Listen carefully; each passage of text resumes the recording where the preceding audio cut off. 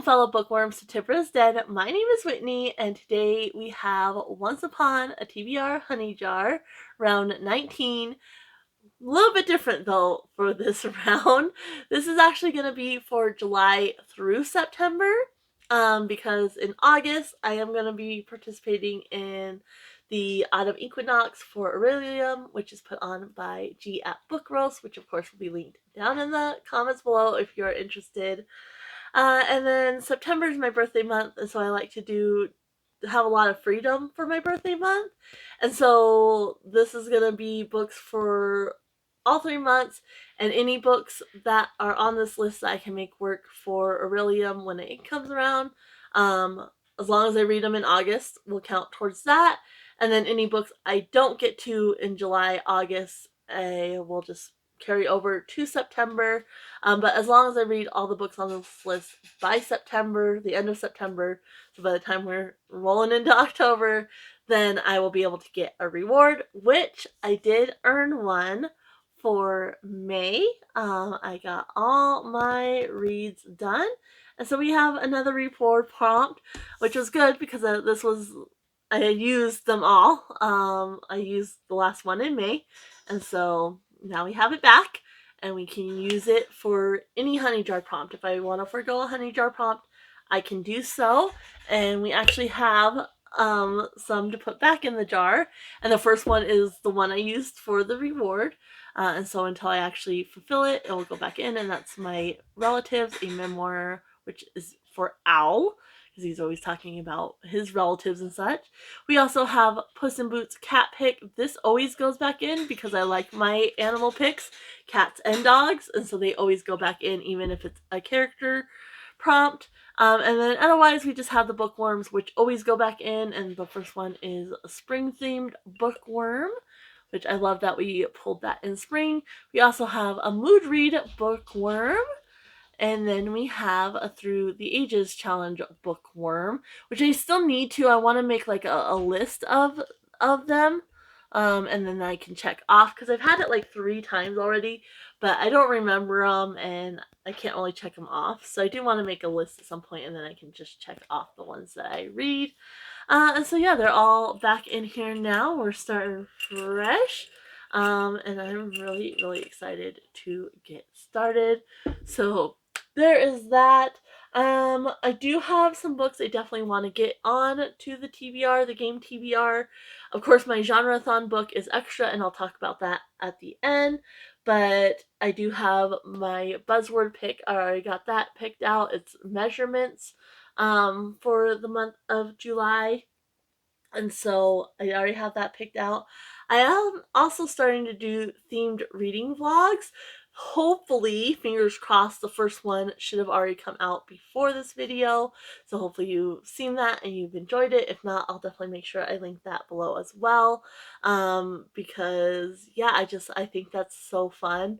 I love how others do that. And so I have a lot of books that kind of follow a theme. And so I already have like piles set up for this kind of little project. So each month I'm definitely going to be trying to do that. So I have those books that I want to get on here. I have a couple series I want to continue. And then I also, of course, have my ABC title challenge books, which there's 2 of those that I need to get on here as well. So we'll see what I can. Of course, I'll talk about everything at the end, but let me go ahead and get you guys spun around and get the game board set up, and so we can get into the gameplay. I am going to go back to last year's rules, which means I'm going to be only moving 1 space for each color, and then if I land on a color twice in a row, I get to move 2 spaces. 3 times within the game, I get to move 2 spaces. I'm just going to go back to those rules since we're covering 3 months. I want a little bit more options, and so we'll just see how it goes. But yeah, let me get you set up and I'll be right back. All right, I am all set up. Just a reminder, we have our new characters back here. And so if we pull a roll, a 1, that's Christopher Robin, which is a coming of age or middle grade. 2 is Pooh Bear, which is a classic or comfort read. 3 is Piglet, which is an auto by author or a reread. 4 is Rabbit, which is a free choice. 5 is Elle, which is a memoir, biography, or nonfiction. 6 is Tigger, which is lighthearted or fast-paced. 7 is Eeyore, which is literary or dystopian, and 8 is Kanga and Roo, which is a manga / graphic novel or a children's. We did roll Kanga and Roo last month, so if we roll them again, I have the option to re-roll. I can choose to do so. And then again, these are more guidelines this year. The honey jar prompts are the most important, but if we land on blue, I'm going to try to get a sci-fi.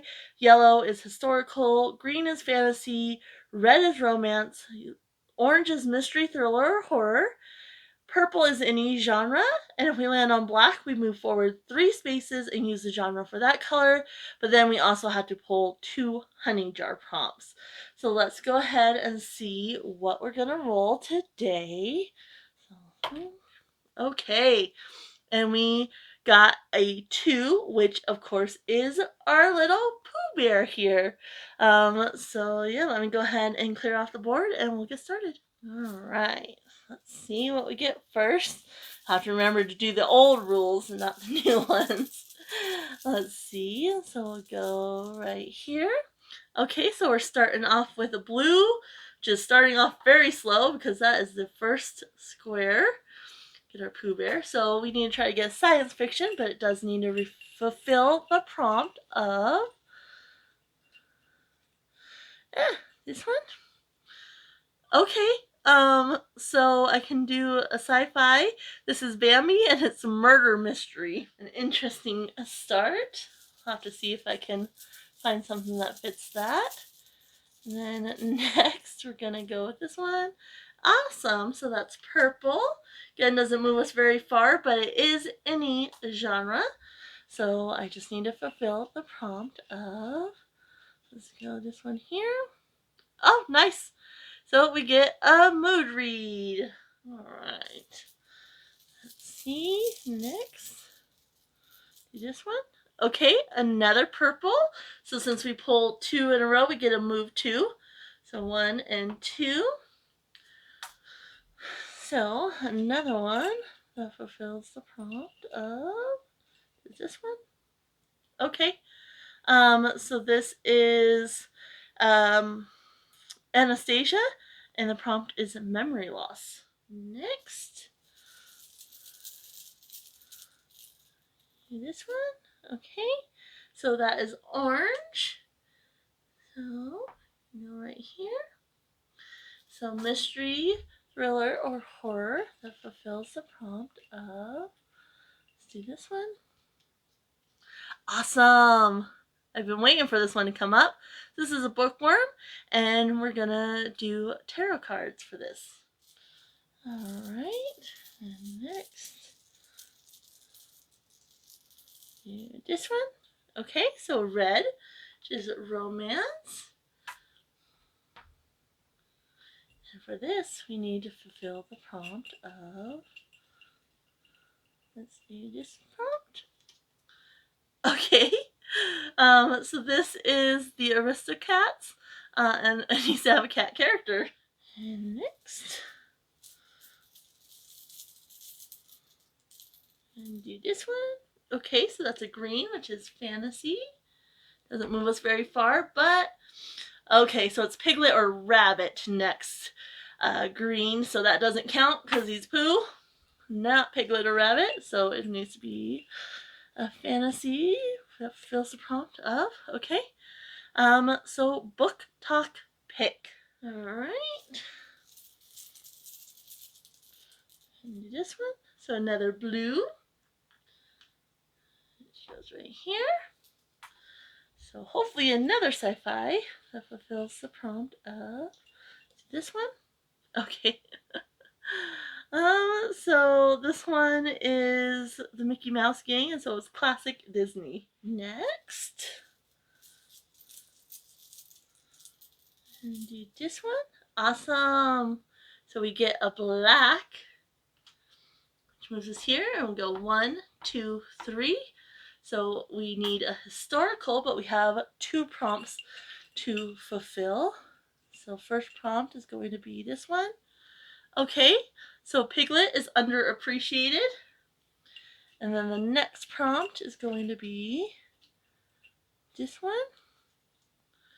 Underappreciated, and we have The Princess and the Frog with class bias. Alright. Go this one. Okay, another red. That brings us right here. Oh, well, here. And then we get to go across. And so, because it's a special square, you get across the bridge. It does not need to be a romance. It can be anything. But it does need to fulfill the prompt of, let's go, one of these. This one.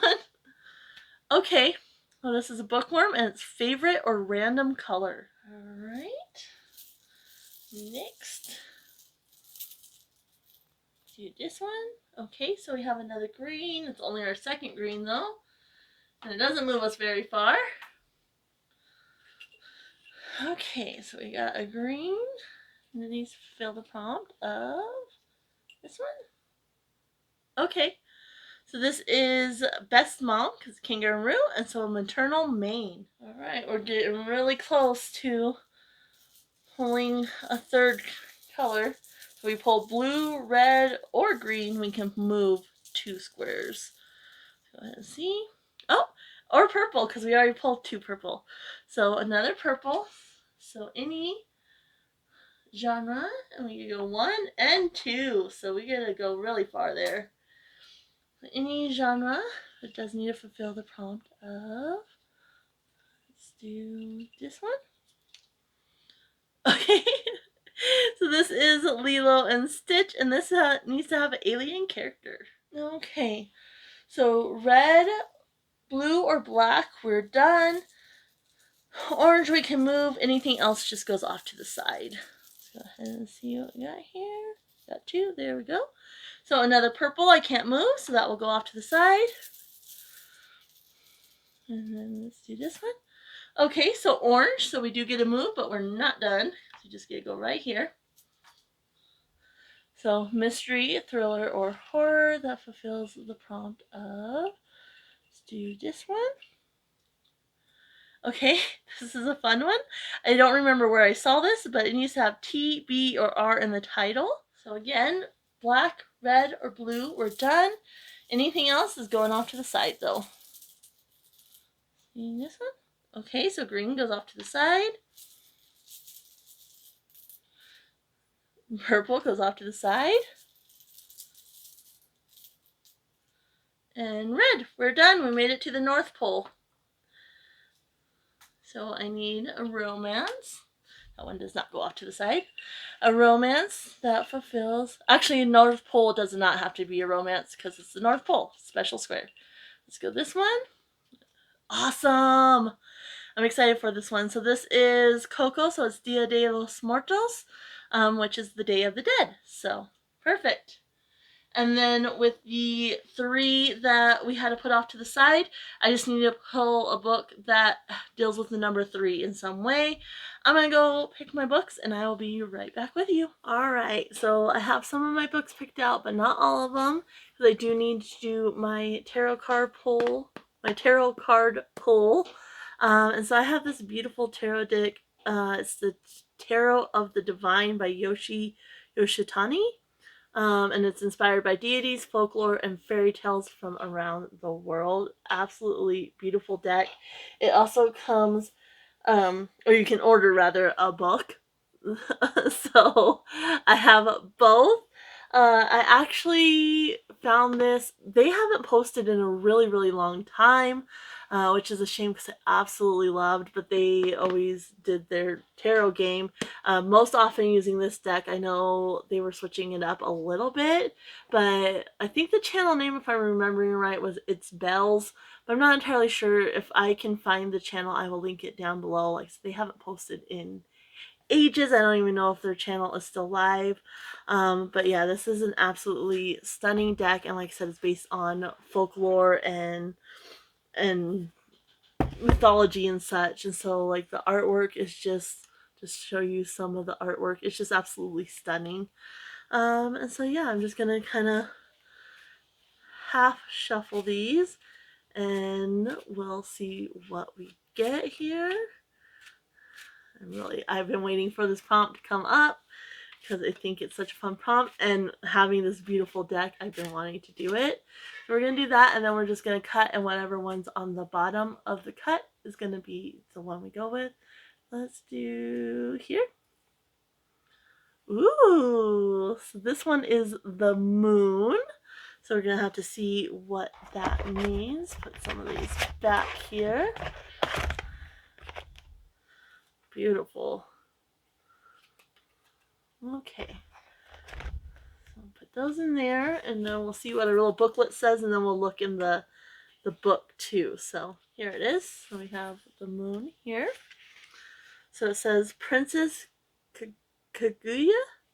It's from Japan. It's a Japanese fairy tale. It says the moon is the subconscious and all its illusions, potential, pitfalls, and the possibilities of self-deception.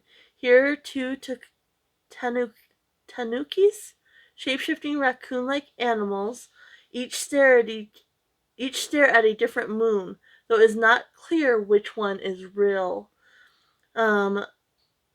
It has the different, whether you pull upright or reversed, trickery, melancholy, anguish, illusion, insecurity. If it's reversed, of course, it's the reverse of that: joy, enlightenment, resolution, deception, rebuild, and relief. But of course, I mean, I haven't used these at all, so they're all upright, but that's what we're going to go with. So either trickery, melancholy, anguish, illusion, or insecurity. Interesting. Let's see if we can find it in this little book as well. And it's actually the book, the picture on the book that was just meant to be, obviously. And then you have the little one looking up into the moon in the sky, and the one looking at the reflection is what it was saying. I already forgot the name of it, so let's see here. It has the different fairy tales, but not necessarily the cards in the index. So let me just see if I can flip through, because I don't know which one that's based on. Ooh, the White Buffalo Woman. I love that one. Let's see if I can find it in here. I doubt I will, but doesn't hurt to look. Yeah, so I don't know. And that's the one thing when it's Belle, the channel, when she would do these, she would go into the different fairy tales and tell you all about it. Like, she did such a great job. And I really miss those videos. I might have to go back and watch old ones if the channel's still around, because yeah, I'm not seeing it in here. It's cool that it was on the cover. Yeah, okay. So anyway, so that's what we pulled, was the moon card. And so I'm going to be doing something based on trickery, melancholy, anguish, illusion, or insecurity. And I'm going to go finish picking out my books, and then I'll be right back. Alright, I got my books picked out. I'm actually 19 books. 3 of them, of course, are extra. But yeah, again, this is through September. I'm going to try to read the majority of these in July, but they will go through the end of September, because the next time you'll see this game again is in October. But I do have my books all picked out. So first up, which will definitely be read in July, is my genre-a-thon pick. So for genre-a-thon, the prompt is Independence Day, since July 4th is Independence Day for the United States. But there's kind of a twist to it, and it's to read a translated work, because of course America is kind of a melting pot of different backgrounds and cultures and such. So I'm going to be reading My Brilliant Friend by Elena Ferrante. This is book 1 of the Neapolitan novels. There's 4 in total, and this is translated from Italian. And this has been on a TBR before, and I failed. I had gotten Pinocchio, which was to read a translated work, and I just never ended up getting to it. So I will be reading this for my genre-a-thon prompt, and since it's for genre-a-thon, it's for July specifically. This will for sure be getting read in July. And it says, From one of Italy's most acclaimed authors comes this ravishing and generous-hearted novel about a friendship that lasts a lifetime. The story of Elena and Lila begins in the 1950s in a poor but vibrant neighborhood on the outskirts of Naples. Growing up on these tough streets, the two girls learn to rely on each other ahead of anyone or anything else as their friendship, beautifully and meticulously rendered, becomes a not always perfect shelter from hardship. Ferrante has created a memorable portrait of two women, but My Brilliant Friend is also a story of a nation. Through the lives of Elena and Lila, Ferrante gives her readers the story of a neighborhood and a city and a country undergoing momentous change. So that is the first book, and like I said, it has nothing to do with my game, but it is one for my own readathon, so I definitely need to get it read. Then next, we ended up rolling a 2, which is Pooh, and of course we have these cute little um, figurines now. So for Pooh, it's either to read a classic or a comfort read. I'm going the comfort read route, and I'm going to be reading Bookshops and Bonedust by Travis Baldree. Of course, this is a cozy fantasy, and anything cozy I find comforting, and it's perfect if you're having a bad day or whatnot, and you just want to curl up and read something lighthearted and fun. So that's what I'm going with. And I'm excited to get to this. I did like Legends and Lattes, not quite as much as everybody hyped it up, but I did really, really enjoy it. And I'm looking forward to reading this one. So it says Viv is a young, battle-hungry orc, but her career with the notorious mercenary company Rackham's Ravens isn't going as planned.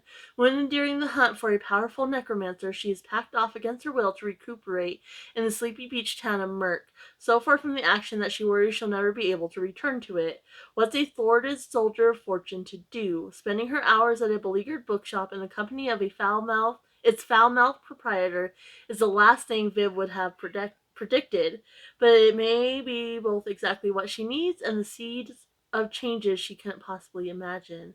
Still, adventure isn't all that far away. A suspicious traveler in gray, a gnome with a chip on her shoulder, a summer fling, and an improbable number of skeletons prove to be more eventful than Viv could ever have expected.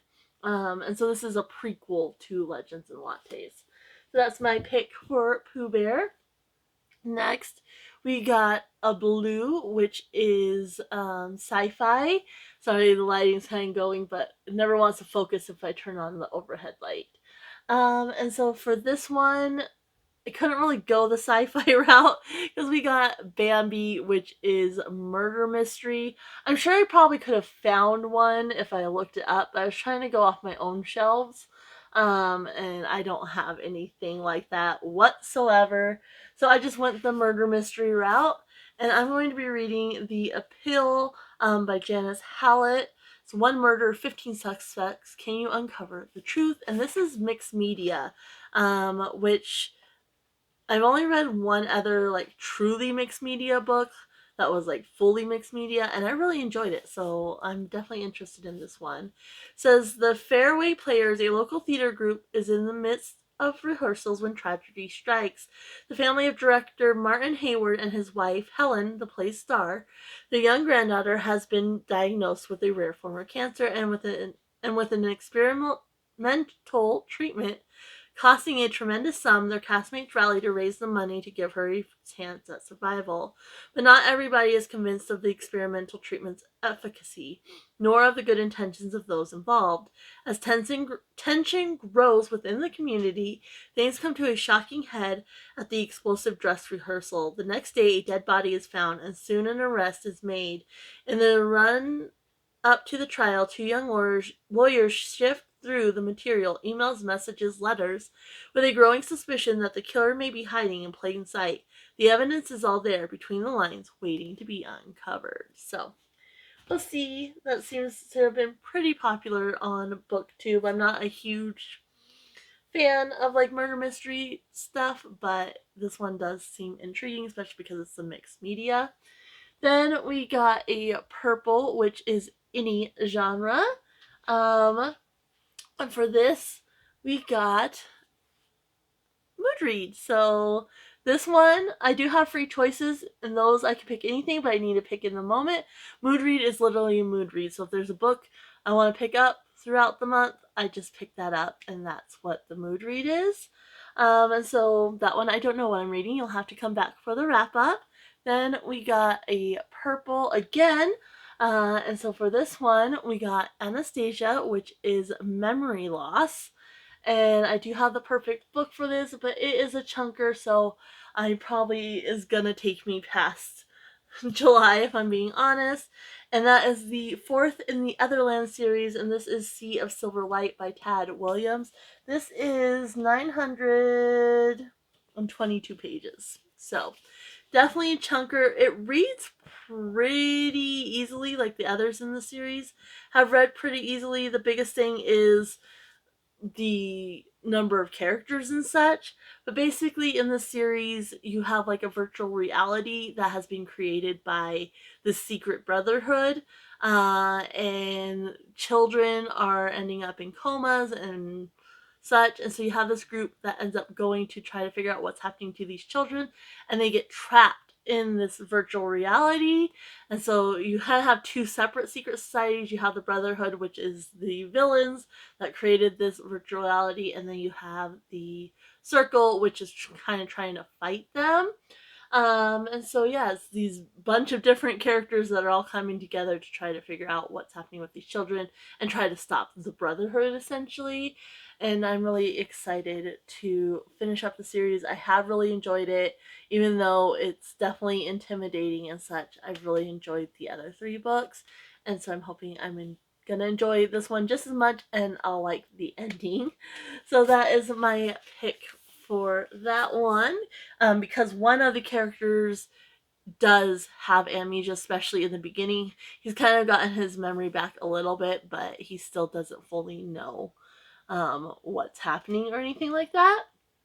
Then we got a orange, which is mystery, thriller, or horror. And for this one, we got the tarot cards, which is a bookworm. And as you already seen, we pulled a card. I decided not to go with the mystery, thriller, horror route because I had a book I needed to get on, and it doesn't fit in that genre, but it fits otherwise. So we did pull the moon card, as you already saw. Absolutely stunning. And in this one, it's the kind of meaning is trickery, melancholy, anguish, illusion, or insecurity. So I have one, like I said, that I needed to get on. And so I'm going to be reading The House of the Seven Sisters by Elle Enggels. Again, doesn't really fit the mystery thriller route, but it does fit the prompt. And so this one says, when Martha and her 6 sisters are abandoned by their father following their mother's untimely death, the family bakery becomes their only means of survival. Martha, the eldest, is forced to lead the household and take on the responsibility of her missing father. Witnessed through Emma, Martha's daughter from a failed marriage, the House of the Seven Sisters follows the siblings as they mature and eventually leave the bakery in search of self-fulfillment and love. Each sister, however, will return to the fold heartbroken and disillusioned, after her chosen man, the married mayor, the cowboy con man, the hunchback boy next door, fails to stand the test of time. Together they turn heartbreak into hard work, transforming the bakery into a bustling supermarket. But just when success seems near, turmoil erupts, threatening the happiness and contentment they'd long suffered to achieve. A quirky and heartwarming story of family, fate, and food, The House of the Seven Sisters is an enchanting tale of 7 mysterious women who both independently and as a family try to come to terms with the past and carve a path for the future. So I am really looking forward to this one, and I'll give you a hint, it does go with the theme, so keep an eye out. I'm not going to tell you what the theme is, but I have a bunch of books that fit it, and so keep an eye out and tell me if you can figure it out. Guess it in the comments. Then next we had a red, which is a romance, and this one needed to have a cat character because this is the Aristocats. And so this one, I looked at a list I said one of my Nora Roberts books had a cat character, but I don't remember a cat in there. I don't remember details very well, so there definitely could be, but it definitely didn't play like a big role in there. So another book that popped up that I did have on my list to eventually get read, like it's not one I want to read this month, but it's one that I want to read soon, and that's Get a Life, Chloe Brown by Talia Hibbert. This is the first book in the Brown Sisters trilogy. And so this actually is going to cause me to add on the other two in the trilogy because I wanted to read these together.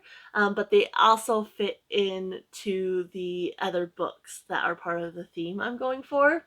So yeah, I'll be reading this one for this prompt. And it says, Chloe Brown is a chronologically ill computer geek with a goal, a plan, and a list. After almost but not quite dying, she's come up with the 7 directives to help her get a life, and she's already completed the first, finally moving out of her glamorous family's mansion. The next items: enjoy a drunken night out, ride a motorcycle, go camping, have meaningless but thoroughly enjoyable sex, travel the world with nothing but hand luggage, and do something bad. But it's not easy being bad, even when you've written step-by-step guidelines on how to do it correctly. What Chloe needs is a teacher, and she knows just the man for the job. Redford Red Morgan is a handyman with tattoos, a motorcycle, and more sex appeal than 10,000 Hollywood heartthrobs. He's also an artist who paints at night and hides his work in the light of day, which Chloe knows because she spies on him occasionally, just the teeniest, tiniest bit. But when she enlists Red in her mission to rebel, she learns things about him that no spy session could teach her, like why he clearly resents Chloe's wealthy background and why he never shows his art to anyone, and what really lies beneath his rough exterior. And there is a cat on the cover. So there's that one. Then we have a green, which is fantasy, and for this one, we got Book Talk Rec or Pick. And so I scrolled through a couple different videos until I could find a book that I already had on my list. And so this was, the book talker was Jessica, was just their name. And I'll try to leave the link down below. It won't let me save the video. And so I do have the screenshot, of course, which should have already been playing. But it won't let me save the video, which is odd. But I did email the link to myself. So hopefully I'll still be able to share that. And so for this one, I'm going to go with Throne of Glass by Sarah J. Maas. I read The Assassin's Blade, which is the little prequel, which has a bunch of different novellas in it, and ended up really, really liking it. I had read ACOTAR and just wasn't a fan, and I was like, yep, not for me, she's overhyped, like, blah, blah, blah. And then I read The Assassin's Blade, and I was like, this is what I'm talking about. And so now I'm going to finally get to Throne of Glass. I just hauled this, and I was planning on trying to work it in as a mood read at some point. And so the fact that I could actually get it on a TBR right away makes me super happy. And so, in a world without magic, an assassin is summoned to the castle. She comes not to kill the vicious king who rules from his throne of glass, but to win her freedom. If she defeats 23 killers, thieves, and warriors in a competition, she will be released from prison to serve as the king's champion. Her name is Selena Sardothian. The crown prince will provoke her, the captain of the guard will protect her, and a princess from a faraway land will befriend her. But something evil dwells in the castle and is there to kill. When her competitors start dying one by one, Selena's fight for freedom becomes a fight for survival and a desperate quest to root the evil out before it destroys her world. So I can't wait to finally get to that. I'm so very excited about that one. Then we got another blue, which is another sci-fi. Again, could not go this route because we got the Mickey Mouse gang, and so this needed to be classic Disney. So when I think classic Disney, it's not necessarily just like Mickey Mouse and all them. It's also like the classic Disney princess type movies, Snow White, Sleeping Beauty, Cinderella, stuff like that. And another set of books that I just hauled, I'm going to be reading the first one in the Land of Stories. This is The Wishing Spell by Colfer. And yeah, I'm super excited. I've been wanting to read the series ever since I learned about it, and I managed to find some at the little Enggels bookstore. I found a couple thrifting, and then I found a good chunk at the used bookstore, and so I ordered the one I was missing, which I think was number 5 or something like that. So yeah, I'm beyond excited to finally get to read these books. And so it says, when the twins' grandmother, Alex and Connor Bailey's world is about to change. When the twins' grandmother gives them a treasured fairy tale book, they have no idea they're about to enter a land beyond all imagining, the land of stories where fairy tales are real. So kind of that fairy tale. I know it has a lot of like the classic princesses and such in here, so I am really looking forward to that one. Then we got a black, which had us move forward 3 spaces to a yellow. And so for this one, we had to pull 2 honey jar prompts, and if I could find a book that fit both, fantastic. If not, then I would need to separate the books, but I did find a book to fit both. And so we have first The Princess and the Frog, which was class bias. And we also had Piglet, which is underappreciated. So I'm really excited for that. And I did actually manage to get a historical as well. And this is one of the books that I needed to read for my ABC title challenge. So this is for P, and that's The Paper Daughters of Chinatown by Heather B. Moore. And this is based on a true story. So it says, in the late 19th century, San Francisco, in a booming city with a dark side, one in which a powerful underground organization, the Criminal Tong, buys and sells young Chinese women into prostitution and slavery. These paper daughters, so called because fake documents gain them entry to America, but leave them without legal identity, generally have no recourse. But the Occidental Mission Home for Girls is one bright spot of hope and help. Told in alternating chapters, this rich narrative follows the stories of young Donaldina Cameron, who works in the mission home, and Maylene, a paper daughter who thinks she is coming to America for an arranged marriage, but instead is sold into a life of shame and despair. Donaldina, a real-life pioneering advocate for social justice, bravely stands up to corrupt officials and violent gangs, helping to win freedom for thousands of Chinese women. Maylene endures heartbreak and betrayal in search for hope, belonging, and love. Their stories merge in this gripping account of the courage and determination that helped shape a new course of women's history in America. So I'm kind of using Maylene as kind of the class bias, undocumented immigrant, and then Donaldina, with her work, definitely underappreciated, I'm sure. So there is that one. Then we got another red. I believe this one had us crossing the bridge. And so it can be any genre. And for this one, we actually ended up getting Bookworm, which was favorite or random color. So I don't really have a favorite color, but sometimes I'm feeling one color more than another. So normally I would randomize a color, but in this case I had a book. This is going to be for my buzzword, which is like measurement words. And so I'm just very drawn to these colors. I really like the pale purple and blue, and then the yellow and orange I think is absolutely stunning. So I'm going to go with Infinite Country by Patricia Engel. Engel?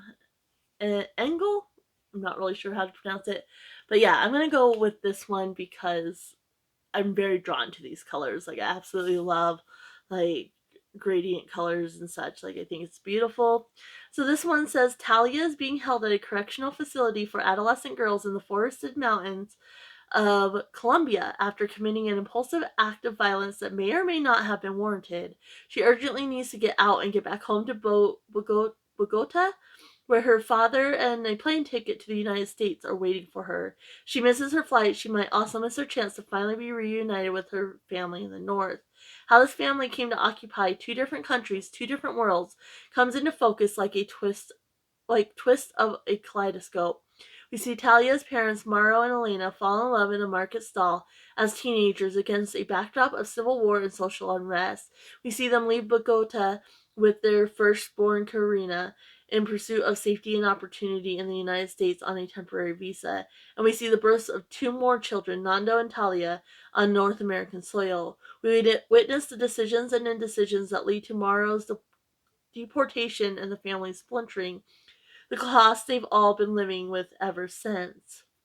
Award-winning, internationally acclaimed author Patricia Enggels, herself a dual citizen and the daughter of Colombian immigrants, gives voice to all 5 family members as they navigate the particulars of their respective circumstances. And all the while, the metronome ticks. Will Talia make it to Bogota in time? And if she does, can she bring herself to trade the solid facts of her father and life in Colombia for the distant vision of her mother and siblings in North America? So that is what I'm going to go with for that one. Then we got another green, which is fantasy, which I did not go the fantasy route at all, because I had a book that I needed to get on and it worked for this. And we got Kangaroo and its Best Mom Maternal Main. And so for this one, I ended up going with another one that is for the theme. And this one is The Other Side of Disappearing by Kate Claiborne. This was a Goodreads giveaway that I won in May. I got it in May. And it sounded really, really good. And so I really wanted to get it sooner rather than later. And I'm really, really excited for this, as you can tell, with all the reallys.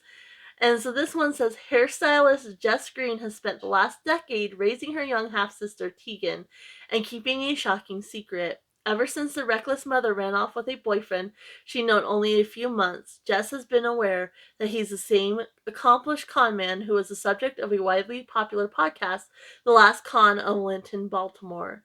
Now 31, Jess didn't bargain on Tegan eventually piecing together the connection for herself. But Tegan plans to do exactly what Jess has always feared, leave their safe, stable home to search for their mother. And she'll be accompanied by the prying podcast host and her watchful, handsome producer, Adam Hawkins. Unwilling to let the sister she spent so much of her life protecting go it alone, Jess reluctantly joins them. Together the four make their way across the country, unraveling the mystery of where the couple disappeared to and why. But soon Jess is discovering other things too, like a renewed sense of vulnerability and curiosity, and a willingness to expand beyond the walls she so carefully built. And in Adam, she finds an unexpected connection she didn't even know was missing, if she can only let go and let him in. So I know she's the other one's sister, but she raised her, and she took on that motherly role when their own mother was a horrible mother, not the best mother, and flaked out. So that's kind of what I'm going with. And so yeah, that's that choice. And like I said, it's also for the themed vlog. Then we got another purple, so any genre. And this one was alien character, because Lilo and Stitch. And so for this one, I'm going to be reading the next book in the Barbarian Alien series, and that is Barbarians Taming by Ruby Dixon. So this is the 8th book in the series. And these are just such fun, quick reads. So this one, as a newcomer to the alien tribe, I've struggled to find my place.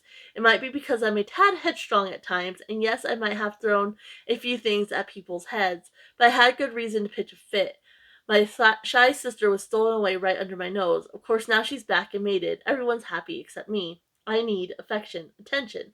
Okay, I'm lonely, really lonely. Strangely enough, the only person that I think understands what I'm going through is the same blue-skinned brute that stole my sister. Drawn to hook up with him even as a mindless fling. Except I'm not so good with the whole rules thing, and he's not so great with the fling thing. And so this is really fun. This is a series where these women were sex trafficked by aliens, and they encountered ship trouble and got dropped on this ice planet. In order to live on the ice planet, they need a queen to survive, and there's also these big blue aliens who also are not native to the planet. I mean, they've been there years and years and years at this point, like hundreds of years. But they also have a queen, and the queen resonates to their mate. And so it's very wholesome, very cozy. The first books do have some issues with the whole, sex trafficking and assault and such. So keep that in mind if you're starting the series, but otherwise it's just a good time. Like, really enjoyed these books. Then we got a purple, which we couldn't use, so that's going to go off to the side because we couldn't move at that point. And so then we pulled an orange, which again is mystery, thriller, or horror. And in this one, we got TBR in title. And so we're going to go with, this doesn't really fit the genre at all, but an argument I think could be made for it too. And I'm going to read the next one in the Harry Potter series, and I am on book 6, which is Harry Potter and the Half-Blood Prince. So you have T in the, B in blood, and R in prince, so TBR. And I couldn't remember originally where I got this prompt from, but I actually got it from Becca. Channel is Becca Books and Bujo, link down below. And I think one of their subscribers recommended that one, and so I was like, I really like that, I'm going to steal it. And luckily, I've been reading this series, and so I obviously want to complete it. This is a reread for me. These are all my childhood copies. And so, yeah, I'm going to read this one, and luckily, it's like 200 pages shorter than book 5. So basically, in case you don't know, you live under a rock, Harry Potter, there was a dark wizard who tried to kill him as a baby. He ended up surviving, and then he has to go live with his aunt and uncle in the non-magical world. When he turns 11, he gets his letter for Hogwarts, which is a school of witchcraft and wizardry, and then each book is following the different year at Hogwarts. And then as we're going along, it's, the plot is becoming more involved, and kind of going back to that dark wizard and such. So I'm going to be reading this one. I'm really excited to get to that. Then we pulled a green, and again, we couldn't move anywhere, so that goes off to the side. Pulled a purple, couldn't move, so off to the side. And then we pulled a red, which is the North Pole, so genre does not matter. And we got Coco, which is Dia de los Muertos, which is Day of the Dead. And so for this one, I am going to be reading My Sister, the Serial Killer, another one for the theme. And this one is by Oyinkan Braithwaite. I'm so sorry if I mispronounced that. And yeah, I'm really excited. This one is a new haul too, so I'm excited to get to it right away. And it says, Coretti's sister, Iola, is many things. The favorite child, the beautiful one, possibly sociopathic. And now Iola's third boyfriend in a row is dead, stabbed through the heart with Iola's knife. Coretti's practicality is the sister's saving grace. She knows the best solutions for cleaning blood. Bleach, bleach, and more bleach. The best way to move a body, wrap it in sheets like a mummy, and she keeps Iola from posting pictures to Instagram when she should be mourning her missing boyfriend. Not that she gets any credit. Coretti has long been in love with a kind, handsome doctor at the hospital where she works. She dreams of the day when he will realize that she's exactly what he needs.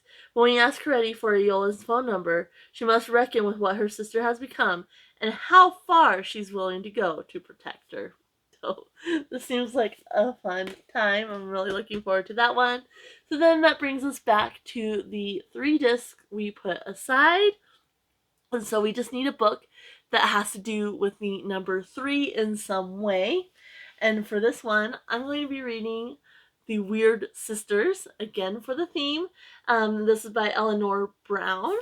And so this one, 3 sisters have returned to their child home, reuniting the eccentric Andreas family. Here, books are a passion. There is no problem a library card can't solve.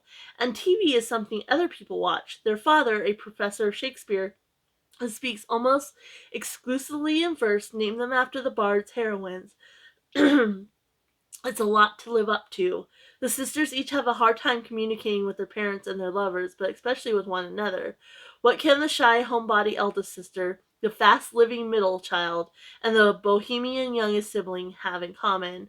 Only that none has found life to be what was expected, and now, faced with their parents' frailty and their own personal disappointments, not even a book can solve what ails them. There is that one. So I'm excited for that. And so that's all for the game. But like I said, I do have 3 extras. The first one is the other one for my ABC title challenge. I was not able to make it work for any of the prompts, but it should be a fairly quick read. It's a little romance. And so I'm going to be reading The Queen's Lady by Shannon Drake. And so this one says, Lady, this is for Q. Um, Obviously, it says Lady Gwyneth MacLeod has staked her fortune and her reputation to help Mary, Queen of Scots, take her rightful place on the throne.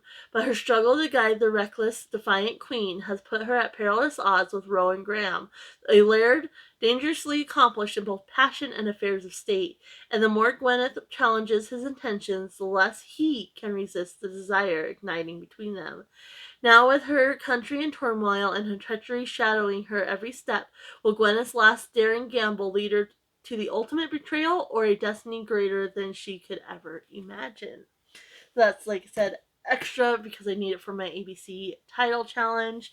Um, and I've been reading 3 to 2 a month, and so yeah, I need to get that read. Then we're gonna have the other 2 in the Brown sisters, and so we're gonna have to read Take a Hint, Danny Brown, and then Actor Age, Eve Brown.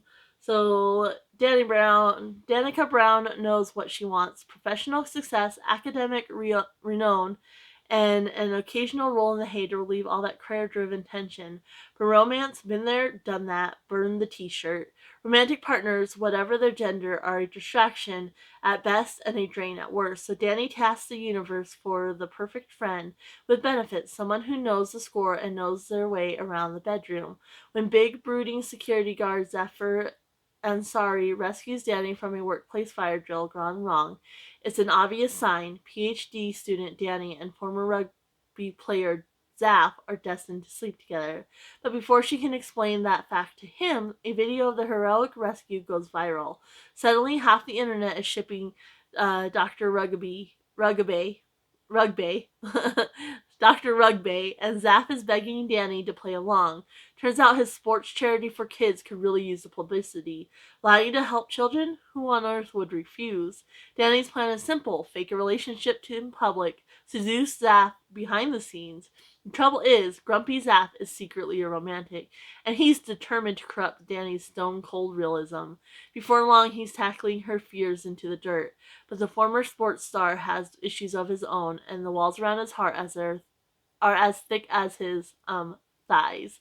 Suddenly, the easy lay Danny dreamed of is more complex than her thesis. Has her wish backfired? Is her focus being tested? Or is the universe waiting for him to take a hint?